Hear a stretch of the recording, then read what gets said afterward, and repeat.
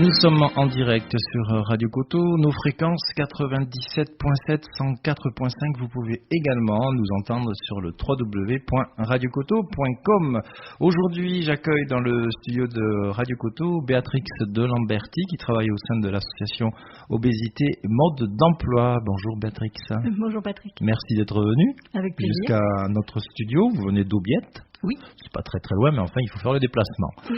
Alors, en fait, je vous ai invité parce que vous avez un projet de formation pour aller au-devant des étudiants en médecine, des écoles d'infirmières, de kinés, de diététiciens, pour qu'ils voient l'obésité différemment. C'est ça un peu l'idée ? C'est tout à fait l'idée, parce qu'en fait, il y a un malentendu entre le corps médical et les personnes qui sont confrontées à l'obésité et au surpoids. Et ce malentendu repose déjà sur le vocabulaire, c'est-à-dire qu'il y a une différence entre gros et obèse, en fait. Oui, d'accord. Alors, avant de partir sur ce projet, j'aimerais en savoir un petit peu plus sur vous, sur votre parcours. Alors moi, j'ai une relation au poids qui a été assez compliquée depuis pas mal d'années. Et j'ai, entre autres, il y a 10 ans, subi une chirurgie dite bariatrique, donc une chirurgie pour perdre du poids. Oui. Et donc, depuis 10 ans, ça m'a amené à traverser un certain nombre de choses, bien sûr, voir le monde des soignants de l'intérieur et également faire un chemin personnel dans le rapport au poids et en particulier prendre compte, peut-être plus récemment, de la dimension chronique de l'obésité. Ouais. Dans votre parcours, je suppose même d'enfant, de parcours de jeunesse, vous avez subi la stigmatisation ou c'était plus tard en fait ?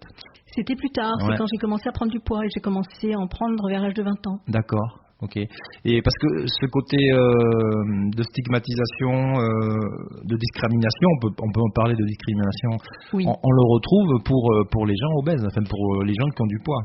La discrimination et la stigmatisation des personnes obèses est très très importante, en effet, oui. Ouais. Très très importante et très dans violente. tous les domaines d'ailleurs.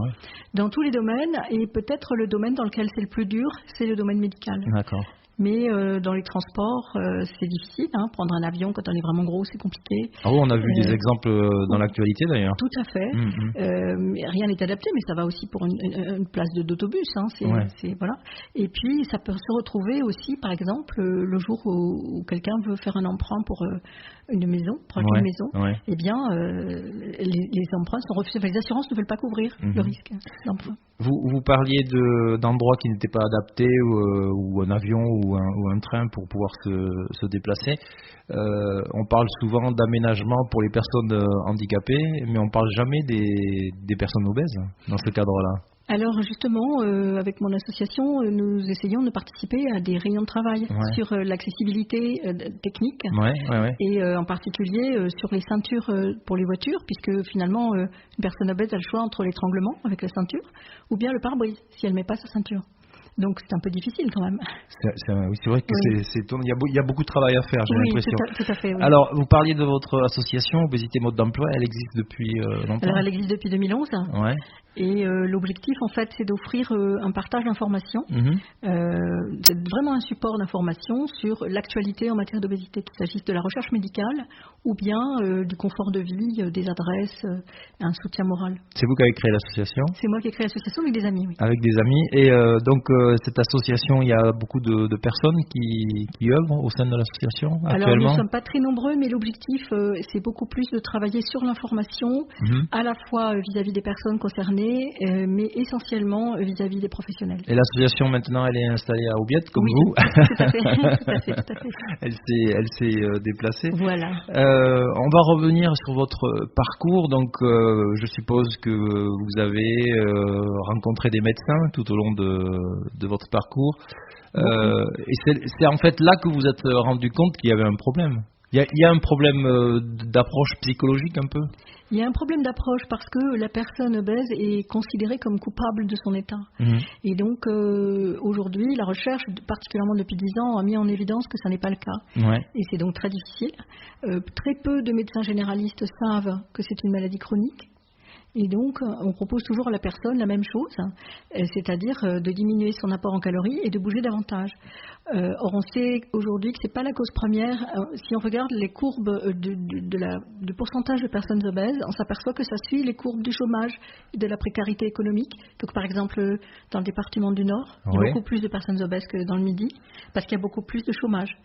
Et, alors, l'obésité a un lien avec sa situation ? Alors, l'obésité a un lien avec la situation économique, car les personnes qui n'ont pas beaucoup de moyens ont accès à des aliments qui ne sont pas de bonne qualité. Donc, bourrés de sucre, de sel, de gras, de mauvaise qualité. Et malheureusement, là, on peut incriminer l'industrie agroalimentaire. Et surtout, ce qu'on ne sait pas toujours, c'est qu'en Afrique, la courbe de l'obésité augmente également, alors que, en principe, l'Afrique est vue comme un pays qui n'a pas énormément de moyens. Oui, c'est vrai. Et bien pourtant, il y a des personnes obèses en Afrique et ça augmente. Et ça n'est pas une question culturelle, puisque vous savez peut-être qu'il y a une ethnie en Afrique où plus les dames sont grosses et plus elles sont belles. Oui. Donc là, ça reste vraiment une quantité extrêmement faible de personnes et ça concerne une ethnie. Mais d'une manière générale, en Afrique, on voit l'obésité augmenter. Du fait de la qualité nutritionnelle insuffisante. Oui. Oh, c'est incroyable ça. Comment on peut vous dites que l'obésité est une maladie chronique. Quels sont les symptômes alors comment on peut la définir? Comment on définit l'obésité alors, le corps médical définit l'obésité à partir de ce qu'on appelle l'IMC, c'est-à-dire le rapport entre le poids et la taille. Donc ce chiffre se calcule assez simplement. Vous prenez la taille d'une personne, par exemple 1m70, vous multipliez la taille par la taille, donc 1,70 par 1,70, ça vous donne 2 quelque chose, et vous divisez le poids par ce chiffre. Et vous obtenez un IMC. Donc on définit que l'obésité commence au-delà de 25. Un IMC. En dessous de 18, on est en poids inférieur à la norme. D'accord. À partir de 25 en obésité, et à partir de 30 en obésité massive, et ainsi de suite. Après, vous avez des gradations, qui ne sont pas très intéressantes, mais voilà. Et alors, on parle de maladies chroniques quand une personne est obèse, ça peut déclencher d'autres maladies aussi? Alors, on parle de maladies chroniques parce qu'on ne se sort pas de l'obésité comme ça. C'est-à-dire qu'une fois qu'on est entré dans un certain seuil de poids, faire machine arrière est très difficile. C'est pas qu'un effort personnel, il faut être accompagné. Ce n'est pas qu'un effort personnel, surtout c'est le métabolisme, si vous voulez, qui a fini par s'adapter au poids excédentaire et qui reste fixé à ce poids excédentaire. Donc ce qu'on va faire pour perdre du poids peut avoir un effet tout à fait négatif. On a sûrement entendu parler beaucoup de régime yo-yo. Et donc l'idée c'est ça, voilà, on s'affame pour perdre du poiis, ça n'est pas tenable sur le long terme, donc on remange ne serait-ce que normalement. Et on en reprend encore plus. Oui, tout à fait, oui. Alors les publicités qu'on voit, on va pas toutes les citer, c'est un peu ces régimes yo-yo.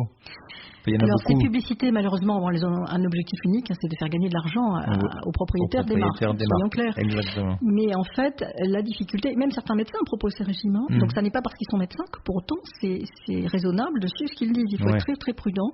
En fait, pour une personne qui aurait peut-être 3 kilos à perdre parce qu'elle souhaite rentrer dans son maillot de bain ou dans une robe pour un mariage, bon, très bien, ça se comprend parfaitement. Et à ce moment-là, en équilibrant son alimentation, en modifiant un petit peu, en voyant sur les horaires, en augmentant peut-être les légumes, et peut-être suivant ce genre de propositions alimentaires, pourquoi pas.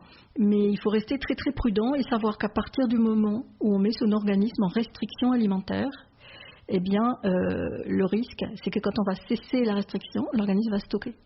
Il va se sentir privé, en fait. Voilà. Donc, il faut être extrêmement prudent. Le mieux, c'est quand même de consulter un spécialiste si on a besoin de perdre quelques kilos.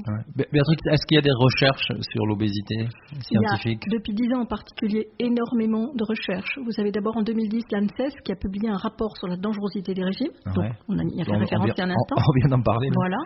Et puis ensuite, vous avez des chercheurs. Vous avez à Lille un chercheur qui a mis en évidence l'importance de ce qu'on appelle le microbiote. On en parle beaucoup en ce moment. Oui. Les bactéries qu'on a dans le système digestif, donc ce fameux ventre qui serait notre deuxième cerveau, certains disent peut-être même le premier. Et donc ces bactéries, en fait, envoient des messages au cerveau, en particulier de faim.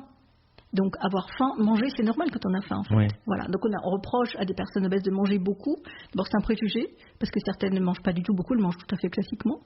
Deuxièmement, si on est très gros, il faut savoir qu'on augmente sa masse musculaire et qu'il faut nourrir sa masse musculaire, parce qu'il faut bien porter tout ça. C'est un cercle vicieux. Oui, non, pas forcément, parce que si vous nourrissez votre masse musculaire, je veux dire qu'une personne qui fait vraiment 50 kilos de trop dedans, elle aura des muscles excédentaires. Oui, il faut aussi les nourrir. Il faut les nourrir, parce qu'il faut qu'ils portent la personne. Donc à ce moment-là, il est naturel de se dire que cette personne a besoin d'un peu plus de calories que la norme. Et ensuite, en dehors de cet aspect, la faim peut être excessive chez une personne obèse parce que vous n'avez pas la satiété. Et c'est ça la difficulté aussi, et c'est là-dessus que les chercheurs travaillent également. D'accord. Comment est-ce qu'il n'y a pas de satiété? Encore une fois, quand on a faim, manger c'est normal. Donc on a des signaux, on le voit chez les enfants, les bébés, les animaux qui n'ont pas, si vous voulez, toute cette culture ou cet imaginaire. En fait, il y a un signal qui dit je n'ai plus faim. Et donc ça c'est magnifique, hein, on s'arrête de manger du coup. Mais si on n'a pas le signal, ça devient très difficile, ça devient intellectuel de s'arrêter de manger. Donc on est dans un trouble du comportement alimentaire, on ne mange plus naturellement. Et alors, je crois que j'ai vu une étude récemment qui disait que de plus en plus d'enfants deviennent obèses aussi. Alors, est-ce qu'on devient obèse? Est-ce qu'on est obèse? Comment on peut expliquer?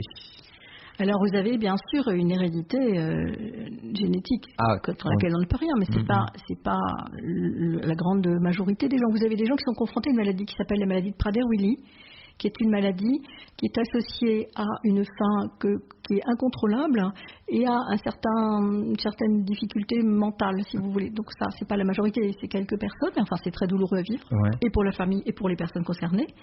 Mais sinon, c'est la distribution des gènes, on ne sait pas comment ça marche, donc vous pouvez avoir dans une famille un enfant qui prend du poids, et on ne sait pas trop quoi faire. Le pire qu'on fasse pour cet enfant, c'est mettre au régime, il faut être bien clair. Hein. C'est la pire chose qu'on puisse faire, parce qu'on va développer chez lui des troubles du comportement alimentaire qu'il aura toute sa vie. Donc mettre un enfant de 10 ans au régime, c'est faire de lui un futur obèse. Est-ce qu'il y a un lien entre la boulimie et l'obésité? Alors, les troubles du comportement alimentaire, dont fait partie la boulimie, mais vous avez aussi l'hyperphagie, ça conduit à l'obésité, effectivement. Alors, excusez-moi d'évoquer ça, mais c'est vrai que dans la boulimie, vous avez un aspect où la personne va vider son estomac après avoir consommé. Là, ça maintient l'équilibre du poids, bien sûr. Mais sinon, si la personne conserve les aliments, évidemment, ça va mener à ça. La question qu'il faut se poser, c'est les causes de ces comportements alimentaires. À chaque fois, il faudrait se poser ces questions-là. On devrait, c'est ce qui ne se fait pas nécessairement, même, je dirais, très très peu. Or, ces causes, on sait aujourd'hui, pour tous les professionnels de santé qui font des enquêtes sur leurs patients, on s'aperçoit que les 3/4 des patients en situation d'obésité ont un vécu de violence morale, physique ou sexuelle. Dans la famille, dans le cercle privé Ça peut être dans la famille. Si vous êtes stigmatisé dans votre famille parce que tout le monde est mince sauf vous et qu'on vous fait remarquer que vous mangez trop, qu'on aura honte de vous dans la rue, des choses gracieuses de ce genre, c'est tout à fait insupportable. Donc on rentre dans une chaîne de comportement qui va aggraver la situation. Après, si le fait pour une femme, par exemple, qui a vécu une violence sexuelle, le fait de prendre du poids, c'est se consoler de la douleur vécue et c'est se protéger avec une apparence différente. Pour pas attirer les hommes, c'est ça? Oui, c'est ça. C'est incroyable. Et de ce fait, si cette femme, on l'encourage à faire une chirurgie pour perdre du poids, et qu'elle perd du poids rapidement, et que tout d'un coup, le regard des hommes revient sur elle dans la rue, ça va être très difficile à vivre. S'il n'y a pas la prise en compte du traumatisme, il y a assez peu de chances que ça tienne. Il y a toujours ce côté psychologique qui est crucial, quoi, en fait. 3/4 des patients. On va faire une petite pause musicale. Je rappelle qu'on est avec Béatrix de Lamberty qui a créé cette association Obésité Mode d'Emploi. On va parler après la pause musicale un peu plus de votre projet de prévention, de formation. Très bien. On va écouter un extrait du dernier album de Noah, une chanteuse que j'apprécie et qui a décidé de reprendre des œuvres de Jean-Sébastien Bach. Et oui, nous sommes en direct sur Radio Coteau et je suis toujours en compagnie de Béatrix de Lamberty de l'association Obésité Mode d'Emploi et nous parlons avec elle de ces problèmes liés au surpoids, à l'obésité. On dit surpoids, on dit obésité En fait, c'est une question d'échelle. C'est-à-dire que surpoids, je vous ai dit tout à l'heure que 25 c'est obésité, en fait c'est surpoids. Entre 25 et 30 c'est surpoids et à partir de 30, ce fameux IMC, c'est de l'obésité. Et alors, on a parlé de votre parcours personnel, donc, et vous avez décidé, à un moment donné, quand s'est fait le déclic, vous vous êtes dit, il faut aller au-devant de ces jeunes qui sont en train d'étudier en fac de médecine ou en école d'infirmière, il faut leur apporter mon expérience, c'est ça un peu ? Oui, c'est ça, et un témoignage. En fait, c'est tout à fait dans l'air du temps, et c'est notre ministre de la Santé, Madame Buzyn, qui dit que le patient a un rôle important à jouer en tant que formateur des soignants. Ça peut paraître paradoxal, mais en fait, il y a une expérience du patient qui n'est pas partageable véritablement. C'est qu'on ne peut pas comprendre quand on est médecin, on est dans une vision particulière, ce qui est bien naturel. On a tout un bagage scientifique et une expérience professionnelle. Mais le ressenti, ça appartient au patient. Et donc, avant même que Madame Buzyn parle de ça, je voulais déjà faire ça. J'ai suivi une formation de patient expert. Et également, vous pouvez m'expliquer ce qu'est alors, le patient expert est un patient ça concerne essentiellement les maladies chroniques, mais on va pouvoir trouver ça aussi dans des pathologies comme le cancer, par exemple. Et donc, c'est un patient qui a une histoire, un vécu, qui a un petit peu, si je puis dire, métabolisé son vécu, et en a tiré des leçons et a suivi une formation. C'est un patient qui est expert de sa propre maladie. Voilà, c'est ça. Donc, dans mon cas de figure, je suis expert en 2 maladies, c'est-à-dire l'obésité et les troubles du comportement alimentaire qui sont associés. D'accord. Et donc, j'ai aussi une formation en éducation thérapeutique du patient. Ce concept vient des États-Unis dans les années 20 avec le diabète et l'insuline. Donc l'idée, c'est d'autonomiser en fait le plus possible les patients, mais plus qu'autonomiser, c'est leur donner le pouvoir. Il y a un terme anglais qui s'appelle empowerment. Et est-ce que le patient expert est reconnu par les médecins ? Oui, ça commence justement. Oui, moi c'est un chirurgien en fait qui m'a recommandé de faire ces formations pour avoir une crédibilité vis-à-vis du corps médical. Et j'ai eu la chance de faire 2 expériences. Une fois, j'étais à la faculté de médecine de Besançon pour faire un exposé, et j'en ai fait un autre à l'IFSI, donc l'Institut de soins infirmiers de Fontainebleau. Et j'ai eu un retour extraordinaire. Oui, j'allais vous poser la question. Vous avez une bonne écoute. J'ai eu un très bon retour des élèves médecins ou infirmiers. J'étais vraiment très touchée de ça, vraiment.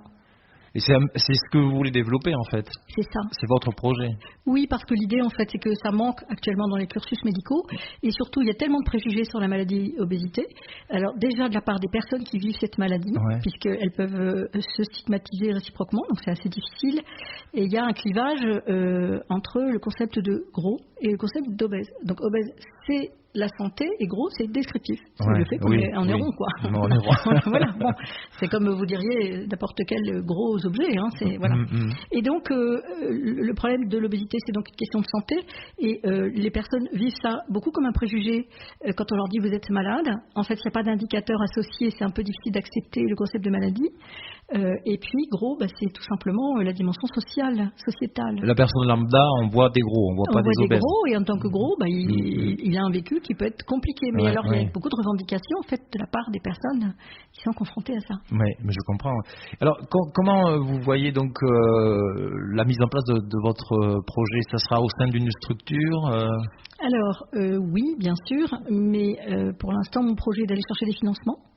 Évidemment, bien sûr, le cœur de la gare. Et je vais m'adresser aux organismes les plus concernés, parce qu'on sait quand même que ce qu'on appelle les comorbidités, c'est-à-dire les maladies associées à l'obésité, coûtent cher. Ça, c'est objectif, ça se chiffre en milliards. Et par conséquent, la sécurité sociale dépense beaucoup d'argent, et derrière les mutuelles. Et donc ce sont les mutuelles que je vais aller voir en disant voilà, mon projet va vous faire économiser beaucoup d'argent en fait. Parce que si les gens se sentent mieux, parce qu'ils sont mieux écoutés par le corps médical et considérés comme des vraies personnes et non pas comme des coupables, eh bien, il y a plus de chances de les aider de façon appropriée et utile. Vous avez déjà commencé vos démarches ? J'ai commencé mes démarches, en particulier, j'ai participé au projet de la fabrique Aviva. Oui. Et donc, ça a été très, très intéressant pour moi. Mon projet n'a pas été sélectionné, mais il y avait tellement de magnifiques projets que ça ne me choque pas du tout. Je ne me sens pas discriminée. Non. En fait, pas du tout. Je suis très contente pour les projets qui ont été sélectionnés, bravo. Mais en revanche, ça m'a donné une plus grande visibilité. Oui, déjà, on a parlé de votre projet, évidemment. Ouais. Mais oui, mais c'est Marie-Sabrina au passage. Mais donc, je lui envoie un petit bonjour. Oui, absolument. Et donc, ça a été vraiment, pour moi, très intéressant, parce que ça a appris à développer aussi les outils de communication. Je dois dire que je suis très soutenue par Mathieu de Canopée, qui m'a donné énormément d'idées pertinentes pour communiquer. Donc ça, vraiment, de tout mon cœur, je le remercie. Puis il m'a aussi encouragé en fait à développer ce métier. Ouais. Donc merci Mathieu. D'ailleurs, dans votre projet, vous voulez intégrer Canopée aussi. J'ai ce projet-là, Canopée m'accepte évidemment, mais je commence en fait d'abord les démarches pour voir comment ça se présente. J'ai tout un projet, j'ai déjà construit beaucoup de choses, et j'ai déjà en fait puisque j'ai déjà testé en fait mon intervention. Je vais la développer un petit peu et la rendre la plus interactive possible, parce que je pense que c'est très important. C'est-à-dire qu'il n'y a rien de plus odieux que d'écouter pendant des heures assis sur un banc. C'est très important d'apporter son expérience et qu'il y ait un échange. Que ce soit vivant. Voilà. Et je ne considère pas que parce que j'ai quelque chose à transmettre, ça fait de mes auditeurs des gens nuls. Pas du tout, au contraire. Mais là, c'est un projet personnel ou l'association Non, c'est un projet que je porte moi, mais qui aura pour support technique l'association. L'association Obésité Mode d'Emploi. C'est ça. D'ailleurs, on pourrait peut-être évoquer le fait qu'on peut peut-être vous contacter. S'il y a des gens qui veulent même venir au sein de l'association vous apporter leur soutien, leur expérience. Avec grand plaisir, bien sûr. Comment on fait pour vous contacter, Béatrix? Vous voulez l'adresse du site internet? Mais avec plaisir. Voilà. Il suffit de demander. Voilà. Demandez, vous recevrez. Donc c'est www.obésité au pluriel sans accent mode-emploi.org. On redonnera l'adresse tout à l'heure en fin d'émission. Alors là, s'il y a des gens qui sont intéressés ou même qui se posent des questions, si vous pouvez leur apporter... C'est avec grand plaisir que j'échangerai et que je ferai un partage d'expérience avec toute personne qui serait intéressée. Vous avez évoqué pendant la pause musicale le mouvement grossophobie.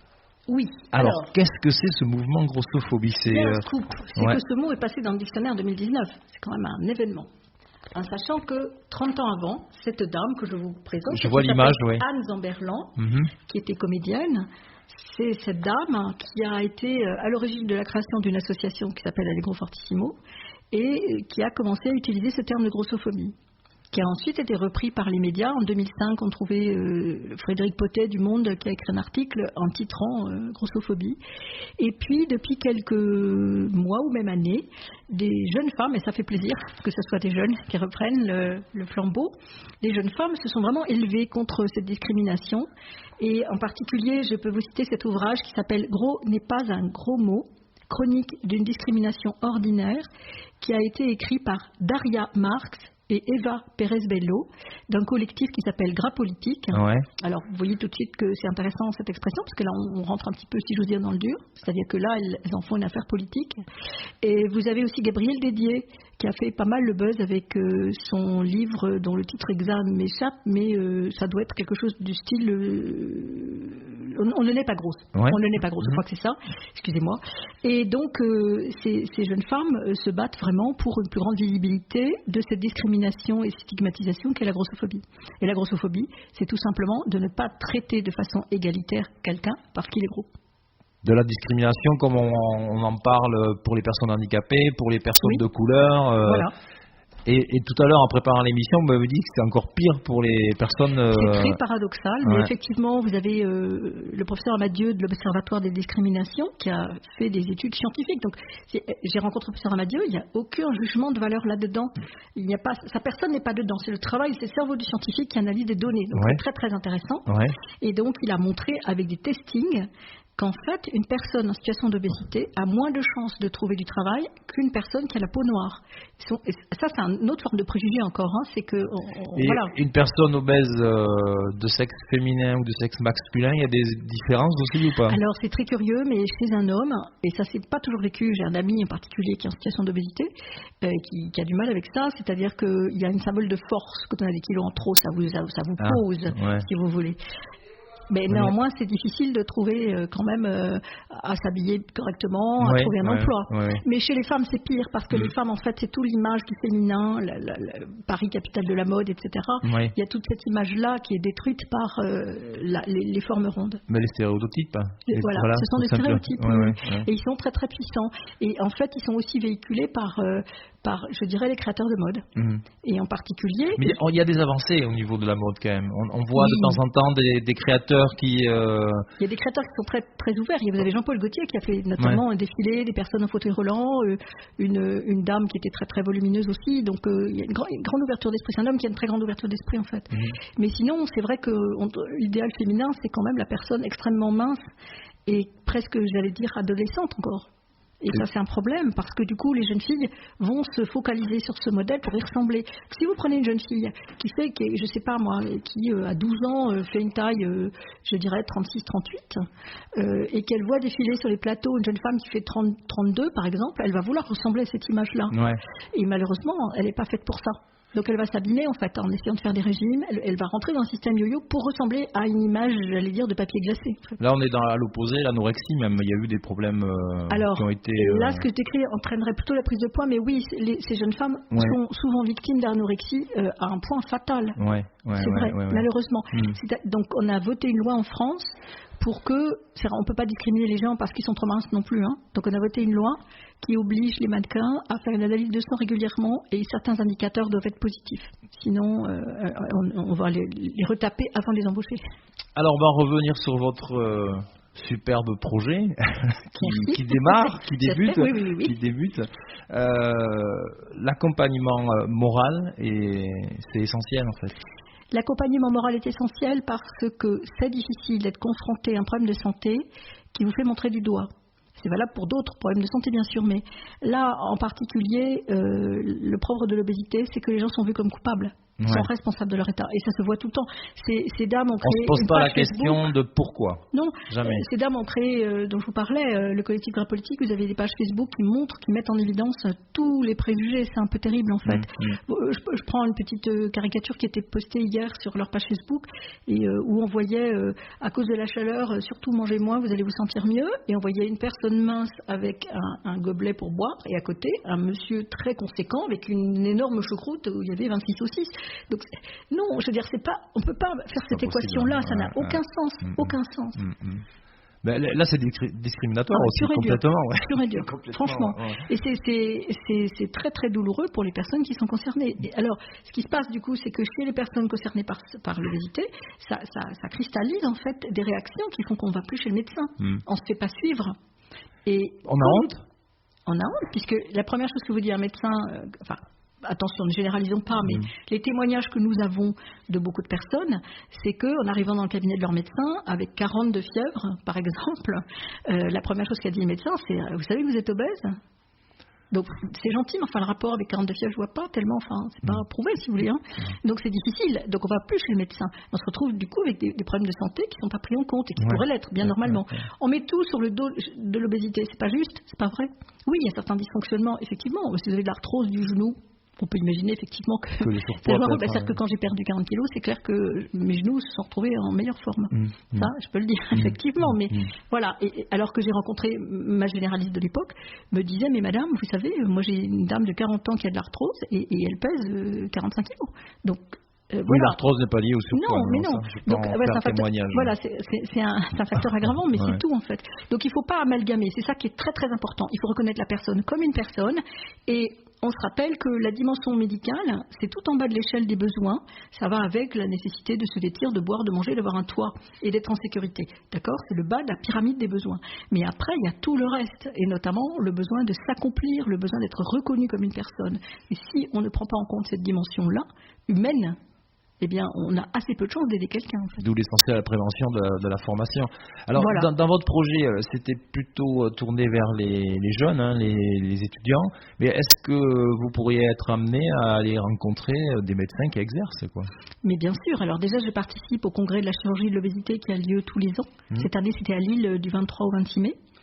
Donc Béatrix voyage beaucoup. Je voyage beaucoup, tout à fait. C'est très intéressant. Et en fait, j'essaye de proposer à chaque fois des communications. Donc là, c'est le cas. J'ai eu ce qu'on appelle un poster commenté. Donc j'ai réalisé un poster et j'avais quelques minutes pour le présenter. Et donc, oui, bien sûr, je me renseigne surtout. C'est grâce à ces colloques que j'ai appris il y a quelques années que l'obésité était une maladie chronique, ce que je ne savais pas du tout. Donc, si je ne le savais pas... Oui, dans votre parcours personnel, on ne vous a jamais dit que c'était une maladie chronique. Non, et justement, là, je pense que c'est très important. Et j'ai interpellé à l'époque la personne qui parlait en disant, mais vous le savez, mais partagez, je vous en prie, cette information, parce que c'est vraiment très discret. Alors, quelquefois, on a certains de ces chirurgiens qui vont dans des émissions de grande écoute. Par exemple, il y a eu ce téléfilm au mois de mai qui s'appelait Grosse, à la suite duquel il y a eu un débat, et le professeur François Patou du CHRU de Lille était invité, et là il a dit aussi ça. Il a parlé de la dimension humaine et de la prise en compte en fait de toute cette dimension de la personne qui est très très très importante, c'est l'essence de la personne en fait. Les choses avancent. Mais oui, j'y crois, je suis absolument convaincue, oui, tout à fait, j'ai beaucoup d'espoir. Il y a déjà une chose importante à signaler, c'est que ce qu'on appelle la prévalence de l'obésité chez les enfants est étale, c'est-à-dire qu'on n'a plus d'augmentation de l'obésité pour les enfants. Parce que vous avez des programmes de prévention qui sont très très bien mis en place. Et d'ailleurs, vous avez plusieurs villes dans le Gers qui se sont investies là-dedans, qui ont signé des accords et qui font un travail formidable. Comment vous voyez l'avenir alors ? Au niveau de votre projet, écoutez, combien de temps vous donnez pour le mettre en place ? Alors évidemment, d'abord c'est la recherche du financement. Voilà. Mais vous avez bon espoir. J'ai plus que bon espoir. Ouais. D'abord, il faut savoir une chose, je suis bélier ascendant bélier. Donc en fait, je suis plutôt un caractère positif et plein d'espoir, c'est ma nature. Et mon défaut derrière, c'est d'avoir envie que ça aille vite. Voilà. Alors je sais que ça ne peut pas aller vite. Par essence, ça ne peut pas aller vite. Il faut prendre le temps, il faut communiquer, il faut partager l'information et petit à petit, centimètre par centimètre, minute par minute, les choses vont avancer. Je pense que le fait de m'avoir invité aujourd'hui, je vous en remercie. Moi, je vois mon cas personnel, j'apprends des choses. Mais oui, mais c'est et puis c'est notre rôle aussi. On est là pour faire des relais d'information. Merci beaucoup. Et donc je pense que voilà, je suis convaincue que tout ça sert à faire avancer les choses, à faire connaître. J'ai eu de très bonnes réactions. L'atelier LinkedIn hier, auquel j'ai participé, a augmenté, si vous voulez, ma perception de la nécessité de cette communication par réseau. Et donc là, j'ai travaillé sur ce réseautage et j'ai vu que certaines personnes étaient venues vers moi alors que je n'ai pas été les chercher. Donc ça devient très intéressant. Alors, je me posais une question, est-ce que c'est plus difficile dans un milieu rural que dans un milieu urbain ? D'être gros? Oui. Non, pas du tout. Il y a pas le milieu urbain, c'est pire. Bon. Oui. Je pense que les gens, en milieu rural, les gens sont beaucoup plus ouverts, ils sont plus proches de la nature, ils sont réalistes. Souvent, moi, j'ai été élevée en milieu rural et donc on disait de moi, profite bien. Donc, vous voyez, c'est une jolie expression et c'est pas, vous voyez, c'est pas discriminant en fait, non, pas du tout. Plus, je pense que les gens qui travaillent dans l'agriculture sont des gens qui travaillent physiquement beaucoup, qui ont une dépense d'énergie beaucoup plus importante. Je pense que donc il y a moins d'obésité en fait en milieu rural, par définition. Et donc il y a une plus grande acceptation. C'est mon ressenti, si vous voulez. Et quand je suis arrivée à Aubiette et que j'ai commencé à connaître des gens, j'ai jamais eu de remarques, j'ai jamais eu de regards, rien. J'ai été accueillie à bras ouverts, complètement bras ouverts, et merci d'ailleurs pour ça. Mais en milieu urbain, c'est beaucoup plus difficile. Il y a une image. Je reviens sur votre cas personnel. Vous avez subi de la chirurgie ? Oui. On dit subir ? Oui, je pense que c'est le mot parce que en fait j'ai eu ce qu'on appelle un anneau gastrique. Ça ne se pratique plus beaucoup maintenant parce qu'il y a des difficultés, mais je pense que les difficultés viennent du fait qu'on n'a pas bien expliqué aux gens ce qui les attendait. Pour moi, c'était un parcours du combattant vraiment. Et derrière, j'ai eu des chirurgies réparatrices. Et la première que j'ai faite, qui était très importante, qu'on appelle un body lift, c'est-à-dire c'est tout le tour du corps. On enlève un morceau de peau tout autour et on raboute. Voilà, petite couture. Ah oui, carrément. Carrément. Et quand j'ai une amie qui est venue me voir. Et quand elle a ouvert la porte, elle m'a dit « Alors, ça va, tu es revenu de la guerre ?» Et c'est ça. C'est de la souffrance. C'est de la guerre, c'est un combat en fait, et c'est un combat difficile. Mais pour moi, ça a été donc c'est 10 ans d'un itinéraire très intéressant. On a retiré l'anneau il y a 3 ans parce qu'il était devenu contre-productif à cause d'un problème dont je n'ai pas besoin de donner les détails, c'est très intéressant. Mais voilà, et le challenge pour moi maintenant, c'est de maintenir mon poids. Et c'est un challenge, mais en vivant à la campagne, en ayant une qualité nutritionnelle meilleure parce que et en s'occupant des autres. Oui aussi, mais il ne faut pas être dans la fuite de ses responsabilités vis-à-vis de soi. Oui, non, il ne faut pas que ça soit un alibi. Mais ça peut être un soutien. Mais c'est un soutien et surtout, plus je communique avec les autres et plus je reçois de l'aide à travers les expériences de chacun aussi, qui sont partagées. Donc c'est très précieux. C'était un plaisir de vous recevoir. Quelque chose à rajouter? Il faut redonner l'adresse du site internet. Oui, tout à fait. Pas l'oublier. www.obésité au pluriel mode-emploi.org. Et puis on reste en contact, on va suivre ce beau projet en espérant qu'il démarre très bientôt. Ah mais je suis convaincue. Oui. Merci en beaucoup. tout cas la volonté vous l'avez, ça se sent. Et je suis bien accompagnée. Merci beaucoup. Merci à bientôt. Au revoir.